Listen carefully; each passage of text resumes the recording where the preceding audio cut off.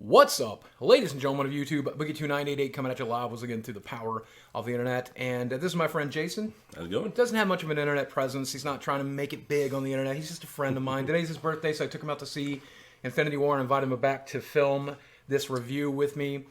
And I normally do these reviews half spoiler-free and then half with spoilers.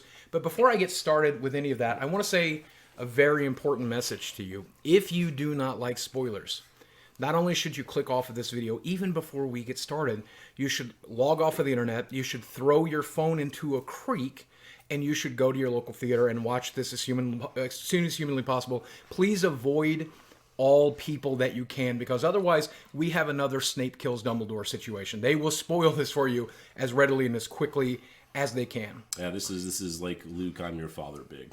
This is big. So I guess it's kind of a spoiler to say that there's a lot of things in this movie that you probably don't want to see before you see the movie. But that's the only spoiler we get into, the first spoiler half. I will warn you before we get into spoilers. But overall, let's talk about the quality of the film. As a Marvel fan, and I think we are both Marvel fans, something you should know going in. We've waited for 10 years for this movie, and I don't think it failed to impress. What about for you? Oh, absolutely not. The quality was spot on, and especially with how they handled such a large cast. Nothing to me felt like it was forced or anything. It was actually very natural how they introduced all the characters. Which is a complicated thing to do with a crossover like this, because so many different tones and so many different realities. You've got Thor's Asgardian reality. You have the Guardians of the Galaxy's space reality. You've got the Avengers, who are primarily based on Earth. And so to mix all of these things together, the magic, the computer science. And the different tones as well. Right, and then, of course, the different tones, the comedic style of the Spider-Man film, along with the more serious tone of the original Thor movies, and now the more comedic Thor. Certainly not a comedic Thor here, I feel, but a little less so. Right, and I really think they did an amazing job of blending these characters together in a way that works and fits. And I was very surprised at the quality there. And again, when we're talking quality, the soundtrack is amazing. I felt that it was going to feel like a jumbled mess, because again, they wanted, at parts they're using like Thor's kind of Asgardian soundtrack, right? And then more of an Avengers soundtrack, and then more of going into the music that you hear in the Guardians of the Galaxy here at the appropriate scene. And I felt like it would feel like a jumbled mess, but it really wasn't. It was very, very cohesive.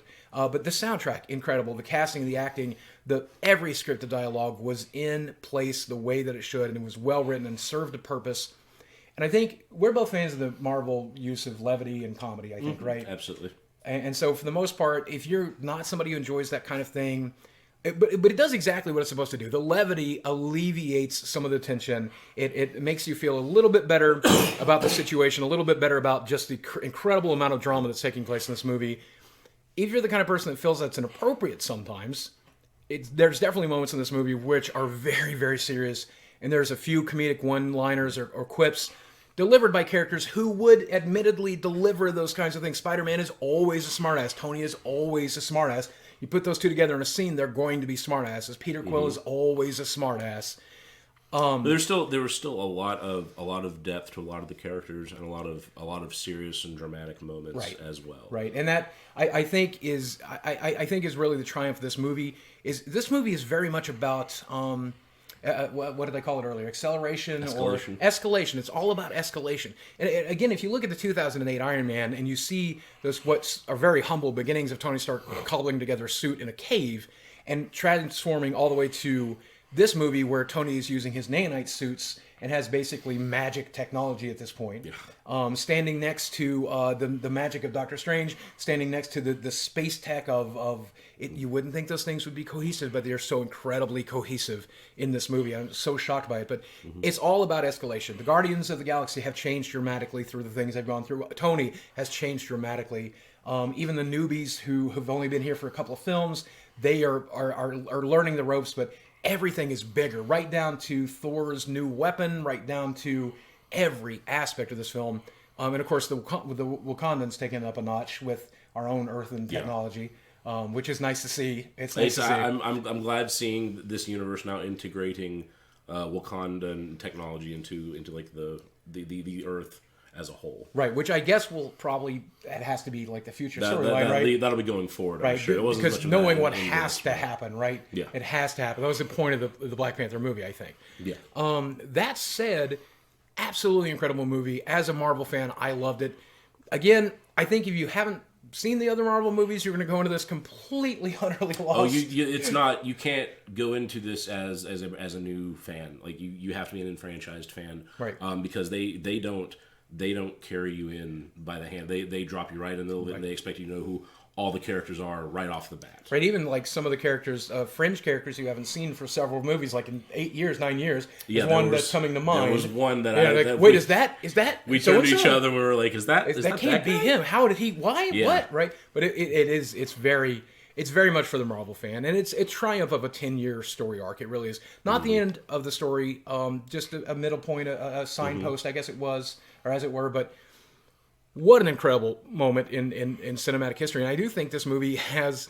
When I say that, I sound like an idiot, but I kind of feel that this is this generation's Empire Strikes Back, Luke, I am your father moment. You will remember this for the rest of your life. If you were a teenager watching this movie with your parents, or if you grew up on the Marvel films and you're turning 20 right now and you saw this movie, for the rest of your life, you're going to remember...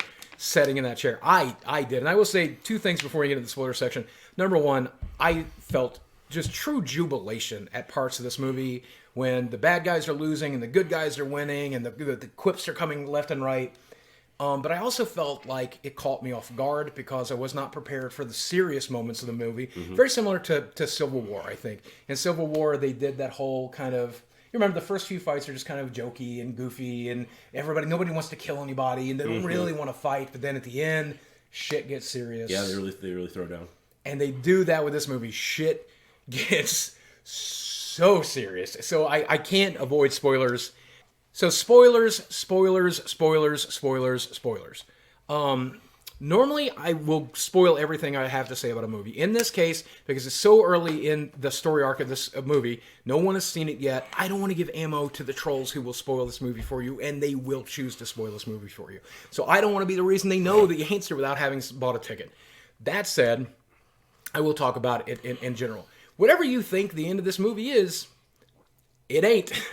I was so caught off guard. You? I was not completely surprised by what happened. It happened at a greater magnitude and in a way I was not expecting. Right. So I definitely thought that it could end in that way. I thought that, well, it certainly looks like they're going to lose this one, kids. Oh, well, they'll be back next issue. Yeah. Don't worry. When we say this is the Empire Strikes Back of the Marvel Universe, this is the movie where the good guys do not win. Right, and it is... The good guy, the bad guys win. Right, and you would not expect it to be a loss of such a tremendous magnitude, but it is a true ass-whipping, and I just could not have expected that. I might have thought, they'll lick their wounds and be back another day, but this is the Infinity Gauntlet we're talking about. We're talking about ultimate power, and he certainly gets it, and he certainly... uses it. So, again, the beginning of the film feels like a light romp. It feels like it's going to be all okay. We're going to beat the bad guy. There's a big purple bad guy. And again, I wanted to talk about the CGI a little bit in the spoilers, non-spoiler section. But when I watched the trailers and I saw the still shots, I thought Thanos looked ridiculous. Mm-hmm. But in the actual movie, he is terrifying. Big purple grimace-looking jaw. What is it? What else he get called by Peter Quill? He gets called Grimace. He gets called Grimace. He gets called every name in the book. Nutsack on his chins, right. I loved, Peter Quill. And again, everybody that's a smartass in this movie is a smartass in this movie in every role. And I'm so glad that they were, because it really alleviated some of that stress, that necessary stress. And at some points, it wasn't ever funny.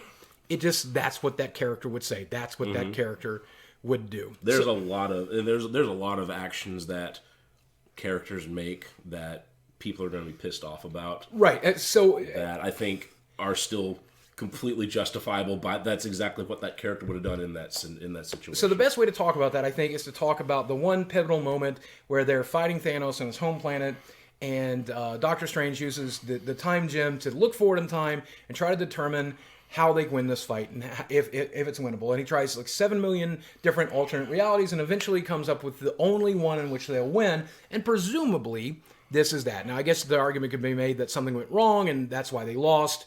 But it looks like they had to lose to win this one. And that's what Doctor Strange is saying. And his final line in the movie was, what was it again? It's the only way. Yeah, this is the only way. Sorry, Tony, but this is the only way. So that's got to be it, right? And again, I'm a comic book fan, so I know if you're not a comic book fan, you're going to come out of this movie thinking, well, they ruined the last 10 years. Everything's gone to shit. This is all stupid.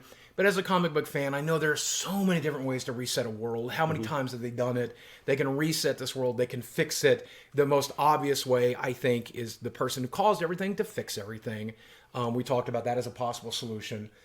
And certainly there's hints to that in the movie. But we'll talk about that, I think, at a future date once I don't want to really run the risk of spoiling anything for anybody 2 or 3 degrees out. And similar in that vein, I think of comic books as like modern day mythology, right? And so the stories that are told, in any sort of mythos, your heroes, like, they live on and on and on and on. Right. There are multiple chapters to stories of heroes, and death is not always going to stop a hero. Right, and basically right, and so as the story is written, as it was foretold, as the legend goes, so and so made this mistake, and so made that mistake, and these mistakes led to these consequences, and this is how things happen. And I think even I was annoyed at certain points, and I'm like, well, if she hadn't left Vision there, if Peter had not done that, then the things would not have happened the way that they happened. But we are reassured by the writers through Doctor Strange that this is how it has to happen. This is the only way we can win. Peter had to make that mistake. Scarlet Witch had to make those mistakes. You had to do those things, because if they hadn't, things could have turned out much worse, presumably, in the most ultimate way. Right? Sure, but also just given the situation they were in, people make rash decisions all the time. Right, and I think people are going to theorize for the next few years as we get to the next movies. And if you don't pay attention to the spoilers, or like the future movies and titles and stuff along that lines, I don't want to spoil anything for you here, but I think people will theorize as we go as to, well, maybe this just is how it has to be. Maybe there's an alternative universe. Maybe they're going to reset the world. Maybe. There's going to be plenty of speculation, and I look forward to that speculation. I have my theories, but we'll save them for another video. But overall, I rated other Marvel movies. Is there a better Marvel movie to you? So it's hard for me to say, at least with the Avengers series, at this point, which ones are better than any others, because right. I just look at them all as different chapters of an overall story. I will say this one was cinematically, this was a very beautiful movie. Yep. The pacing, I had no problems with the pacing. There was humor and there was drama. Mm-hmm. There were all the elements that were there to be what I would consider a good movie. I enjoyed it immensely, and I'm going to go see it again on Saturday. Yep, for sure. And I think I'll be joining you. That said, I think it was worth setting through 18 Marvel movies for. There's pretty much 12 essential ones that feed into this, and if you look at on the internet, you'll see a list of the essential 12. I think it was worth setting through all 18, even the second Thor movie, which I hated. That one I will gladly put at the very bottom of my list. It's so bad. And this I think is easily at the very top. So go see this movie. If you've seen it once, I'd love to hear what you guys think in the comment section below. Again, if you can do me a favor, don't be the guy who spoils the actual ending for the people who don't want it spoiled. That's why I didn't give you that information. Thanos demands your silence. And you need to listen to that guy, because he's got a gauntlet. All right, guys, thanks for watching. I love you very much. I'll speak with you again soon. By the way, happy birthday. Thank you. Idiot.